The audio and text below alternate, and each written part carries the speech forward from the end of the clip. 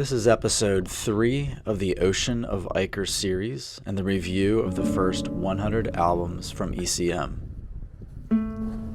We are making our way through the early recordings of ECM and giving a little history as we go. And we will end up with a list of the top 15 albums from these first 100. And we ended episode 2 with Chick Corea's Return to Forever album from 1972. So we'll begin here with ECM number 24 and Gary Burton. Gary Burton joins Chick Corea for Burton's first installment on an ECM album. The title, Crystal Silence, is taken from the song of the same name that surfaced only a few months earlier on the Return to Forever album. Gary Burton had already played with many greats, including Roy Haynes, Steve Swallow, Keith Jarrett, Stan Getz, and many others. He had joined up with Chick Corea to spend some time together trying to figure out how they could play together in a band setting, but they had really struggled on how their two instruments would complement each other, and they mutually decided to abandon the idea of playing together. However, the two respective bands were playing the same night a concert together with Manfred Eicher in the audience. At the end of the concert, Chick and Gary came out together to play the encore song. Manfred loved hearing the two of them together and insisted they both record an album at the Bennigsen studio for ECM. After much persistence over a few months from Eicher, the two finally came together and recorded this Crystal Silence album. They did it in one day, all songs except for one in only one take. It was recorded November 6th, 1972, mixed the next day, and released in April of 1973. Some of my favorite tracks on this album are track 2, Arise Her Eyes,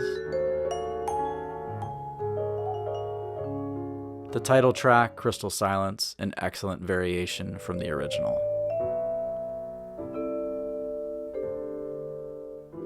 And I think the best of all is the final track, another Return to Forever song, What Game Shall We Play Today? Crystal Silence is a very nice album, a strong first ECM recording for Gary Burton, who was already becoming a legend in the jazz world. And again, a wonderful idea from Manfred Eicher to couple Corea and Burton together for this dynamic duo, another essential ECM recording. Mr. FlowMeister gives this a 7.5. An exceptional album and a wonderful collection of tunes from the vast Ocean of Eicher.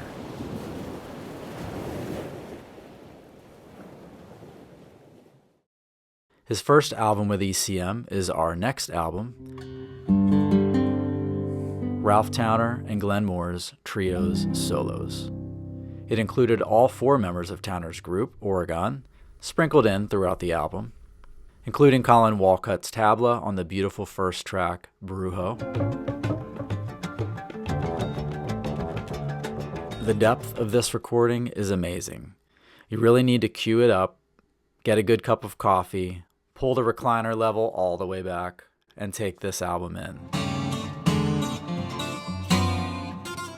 A very impressive display of skill. Side 2 opens with a stunning song written by Bill Evans, with Towner overdubbing piano and guitar, which he does frequently moving forward on his ECM albums. We get Paul McCandless on the Ravenswood track, and the album ends with the beautiful Reach Me Friend. Mr. FlowMeister gives this a 7.0. The one and only Ralph Towner passed away on January 18th, 2026.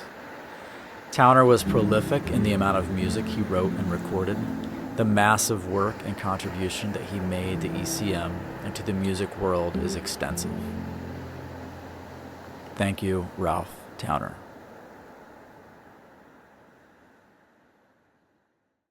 ECM 26. This is the Stanley Cowell Trio, with Stanley Clarke on bass, Jimmy Hops on percussion. I would love to get this album, but it appears it is quite rare. As far as I know, they have not reissued this album, and you really can't find it without really paying for it.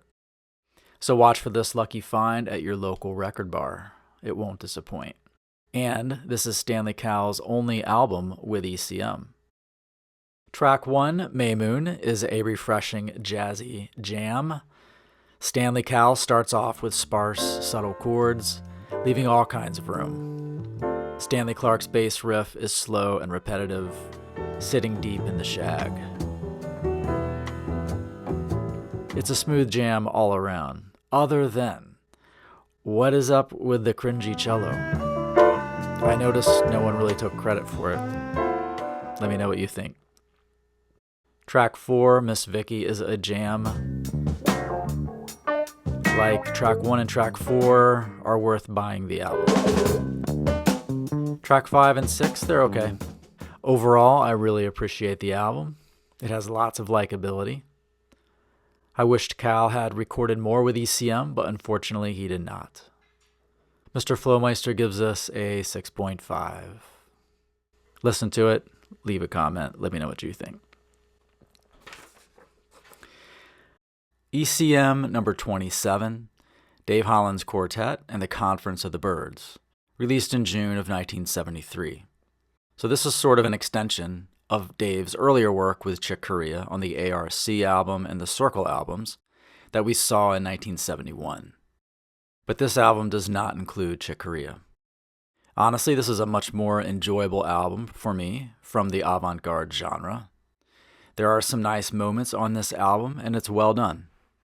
I like the title track at the end of side 1. Sounds a little like Nirvana. And the end of side 2 brings me a couple songs I really liked.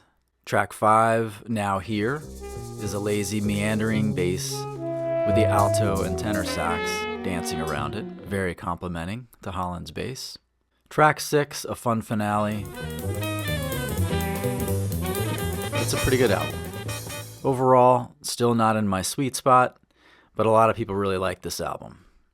Next is Paul Motion's ECM, number 28, Conception Vessel, which starts out with a moody, intricate track 1.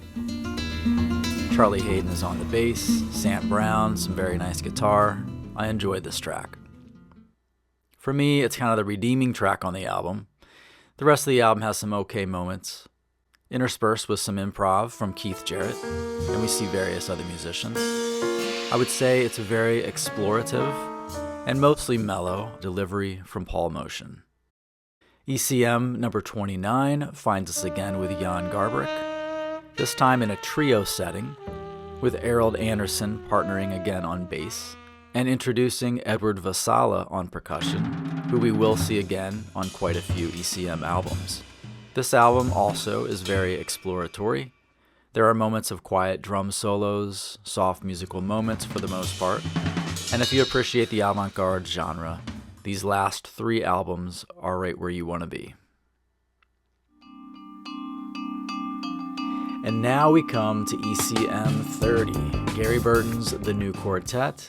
I have thoroughly enjoyed this album.